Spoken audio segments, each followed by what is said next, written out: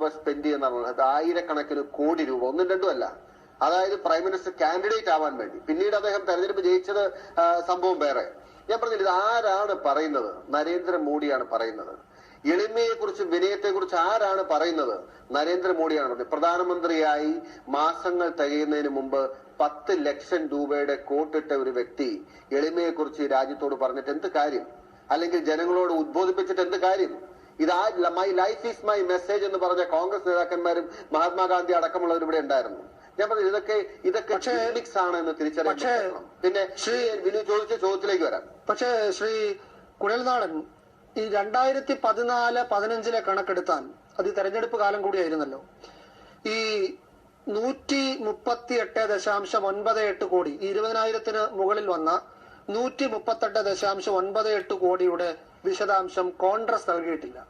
ജീവിതം സന്ദേശമാക്കുന്ന കോൺഗ്രസിന്റെ ഒരു കണക്കാണ്. മോദിയെ വിമർശിച്ചതുകൊണ്ട് ഇത് ചൂണ്ടിക്കാണിച്ചത് മാത്രം അല്ല. കോൺഗ്രസ് എക്സംഷൻ ആണ് എന്ന് ഞാൻ പറയുന്നില്ല. ഇവിടെ PSN പറഞ്ഞു വെച്ചെടുത്തെന്ന് ഞാൻ തുടങ്ങാൻ ആഗ്രഹിക്കുകയാണ്. നമ്മൾ ഇന്ന് എത്തപ്പെട്ടിരിക്കുന്നത്, നമ്മുടെ രാഷ്ട്രീയം അങ്ങേയറ്റം മലിനസമായത് ഇതിന്റെ അകത്ത് പണത്തിന്റെ സ്വാധീനം വലുതായി വന്നു ചേർന്നപ്പോഴാണ്. കാരണം സ്വാഭാവികമായിട്ടും രാഷ്ട്രീയ പാർട്ടികൾക്ക് ഫണ്ടുള്ള ആളുകളെ ഡിപ്പെൻഡ് ചെയ്യേണ്ടി വരും, കോർപ്പറേറ്റുകൾ ഡിപ്പെൻഡ് ചെയ്യണം. ഒരു തെരഞ്ഞെടുപ്പ് ഒരു പാർട്ടിക്ക് കൈകാര്യം ചെയ്യണമെങ്കിൽ എത്ര കോടി രൂപ വേണം? ഇന്ന് ആരും ജനങ്ങളിൽ നിന്നും പണം പിരിക്കുന്നില്ല. ഞാൻ കുറ്റപ്പെടുത്താൻ വേണ്ടി പറയുന്നതല്ല. ഞാൻ ഇവിടെ പണ്ട് മാർക്സിസ്റ്റ് കമ്മ്യൂണിസ്റ്റ് പാർട്ടി ബക്കറ്റ് പിരിവ് നടത്തിയിരുന്നത് എന്തുകൊണ്ടാണ്? അവർക്ക് പണം കൊടുത്തിരുന്നത് ചെറിയ ചെറിയ ആളുകൾ ചെറിയ തുട്ടുകളായിട്ടും നോട്ടുകളായിട്ടുമാണ്. ഇന്ന് ബക്കറ്റ് പിരിവ് ഇല്ലാതായി. ഞാൻ ചോദിക്കട്ടെ, മാർക്സിസ്റ്റ് പാർട്ടിയുടെ സംസ്ഥാനത്ത് ഇന്നത്തെ മുഖ്യമന്ത്രി കേരളത്തോട് തുറന്നു പറഞ്ഞതാണ്, ഞങ്ങൾ വാങ്ങിയ പണം തിരിച്ചു കൊടുക്കുകയാണ്. എത്ര രൂപയാ? 2.25 കോടി രൂപയാണ്. 1 കോടി രൂപയാണ് മാർക്സ് പാർട്ടി സംഭാവന വാങ്ങി തിരിച്ചു കൊടുത്തത്.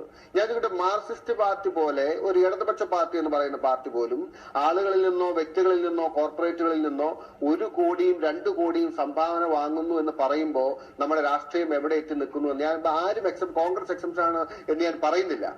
US-ലെ എന്താണ് മാർഗം? അതാണ് ഡോക്ടർ കുഴൽനാടൻ ചോദ്യം. അതാണ് നേരത്തെ ഇവിടെ ചർച്ചയിൽ ഞാൻ ഉന്നയിച്ച പ്രശ്നം.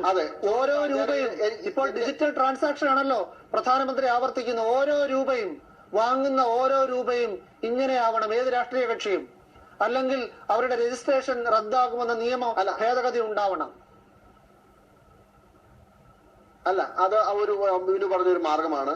ഈവൻ 20,000 രൂപ താഴെയുള്ള സംഭാവന ആണെങ്കിൽ പോലും ഇൻകം ടാക്സ് സ്ക്രൂട്ടണി പോലെ എല്ലാ പണത്തിനും